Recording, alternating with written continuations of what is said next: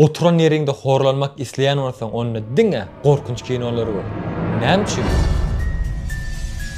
Sebebi adrenalin ve epinefrin böwregisi mäleriniň içki bölegi tarapyndan bölünip çıkarılan garmonlardy. Esasanen gorkgan fursatymyzda adrenalin garmonunyň bölünip çıkmasy has ýokary derejede artýar.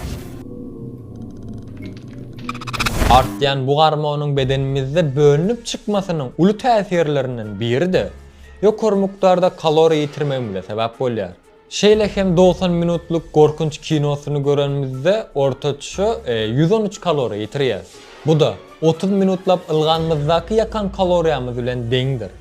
Ýani gepim tümmegi näçe köp gorkunç kinosyny gördüğümüz üçin şonça da köp kalori ýitirýäs. Beýdiýsem diňe gorkunç kinolaryny görüp figura ýerjek bolup psihologiýany bobaýmy?